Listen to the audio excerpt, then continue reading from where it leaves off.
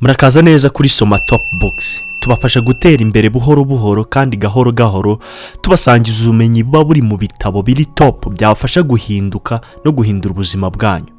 Ubushize twaganiriye ku masomo abanza ari mu gitabo Umukire wambere w'IBABILONI cyangwa The Richest Man in Babylon. Uyu munsi turarebera hamwe andi masomo ya nyuma ari muri iki gitabo. Nkwibutsa gukora subscribe, like na share ugashyigikira umuryango mugari wa Soma Top Books. Urakoze cyane. Isomo rya kane umukire wa mbere w'IBABILONI atanga riravuga ngo ugomba kurinda umutungo wawe kugwa mu gihombo. Isomo rikomeye ririmo hano nuko nta buryo na bumwe ushobora gukoresha ngo ijoro rimwe ubyuke wabaye umukire cyangwa wagize amafaranga menshi. Gushaka amafaranga n'urugendo rimwe na rimwe ruba rurerure. Ugomba kwirinda bamwe baza bakubwira ngo nushora hano amafaranga yawe cyangwa nukora iki urahita uba umuherwe. Urabona inyungu nyinshi cyane. Ntugomba na rimwe kubizera. Amafaranga yawe ugomba kuyarinda mu buryo bushoboka. Ntugomba gushora mu bintu utazi. Ugomba gushora wabanje kwitonda. Ukabanza ukagerageza make, wamara kumenyera ukongera amandi gahoro gahoro mpaka umaze kugira ubumenyi buhagije. Byanga bikunda ugomba kwiga ukamenya neza ikintu ushaka gushoramo amafaranga yawe mbere yuko ushyiramo ayo mafaranga yawe. Ibyo bikurinda ibihombo no kubura amafaranga yawe. Hari inzira nyinshi zo kurinda amafaranga yawe. Nk'urugero, kwirinda kuyashora ahantu hamwe. Ugomba kwirinda gushyira amagi yawe mu gatebo kamwe, kuko karamutse kagucitse kakagwa wahomba cyane.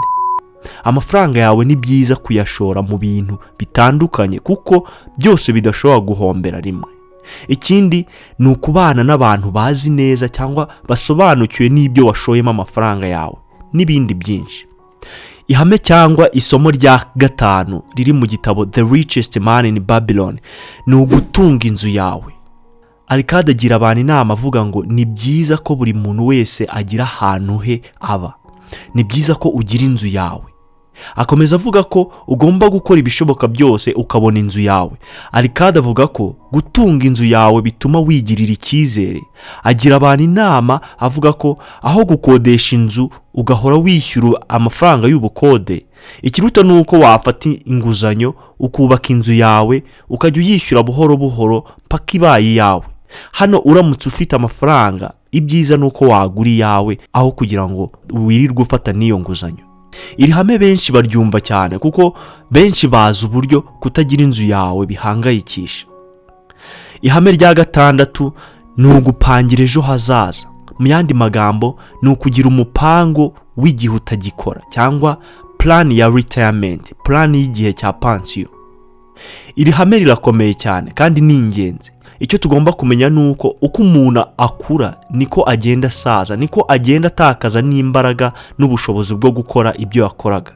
Arikade avuga ko ugomba gutegura kandi ugapangira ejo hawe hazaza ukiri muto utarasaza.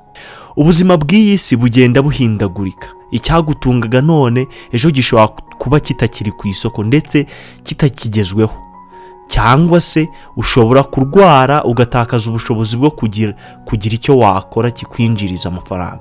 Ni ngombwa rero ko iteka uzirikana ejo hazaza, ukiteganyiriza ugifite uburyo, kandi ugashora amafaranga yawe mu bintu byakungukira yewe n'igihe waba utagifite ubushobozi bwo gukora, nko kugura amazu akodeshwa n'ibindi byakwinjiriza.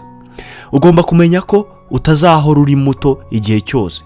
Ugomba guhora wibaza uti ese ndamutse ndekeye gukora ibyo nakoraga aka kanya nabasha kubaho igihe kingana iki? Ibi nibyo bita financial freedom cyangwa kwigenga mu bukungu ngenekereje mu Kinyarwanda. Isomo rya karindwi cyangwa ihame rya karindwi riri mu gitabo The Richest Man in Babylon riravuga ngo ugomba kongera ubushobozi bwo kwinjiza umutungo cyangwa amafaranga. Iri hame rishimangira akamaro ko kwiga ndetse no guhora ushaka ubumenyi bw'ikintu icyo ari cyo cyose ukora kikwinjiriza amafaranga. Niba ushaka kwinjiza amafaranga menshi ugomba kongera ubumenyi n'ubuhanga. Abakire menshi tuzi kuri iyi si iri hame barizi cyane kuko bose usanga barahinduye kwiga ubuzima bwabo. Usanga bafite ubumenyi mu byo bakora kurusha undi muntu uwo ari we wese. Umugabo wanditse iki gitabo yaravuze ngo amahirwe ntajya tumwanya ku muntu utiteguye. Niba ushaka kugira amafaranga ndetse no kuyatunga ku bwinshi, ntugomba kujya kure y'ubumenyi ugomba kwiga uko bashaka amafaranga, uko amafaranga akora, uko wayashora ndetse n'uko wizigama. Umushahara wabona uwo ari wo wose, uko waba ungana kose, ntacyo wakumarira uramutse utazi kwizigama ndetse udafite n'uburyo buzima uyakoresha. Wajya wisanga yose wayamaze uyatanga mu bintu bidasobanutse, mu bintu bidafite umumaro n'ibintu bitagufitiye inyungu, bityo n'ubukene bukaguma aho ngaho ntibuve ku rugi rw'inzu yawe. Iki gitabo ni cyiza cyane, buri muntu wese akwiye kugisoma. Harimo byinshi kandi byiza byahindura ubuzima bwawe mu buryo bw'ubutunzi. Twabonye amasomo y'ingenzi akirimo, ahasigaye nahawe kuyakurikiza ndetse no kuyahindura ubuzima bwawe. Wakoze kubana natwe, kola subscribe, like na share, usangiza abandi iyi video kuko ndabizi neza ko hari aho yabakura kandi hari naho yabageza. Ese haba hari igitabo ukunda wabuze umwanya wo gusoma? Tubwire muri commentaire, tuzagisangiza abakunzi basoma top books. Urakoze cyane, uhabwe umugisha.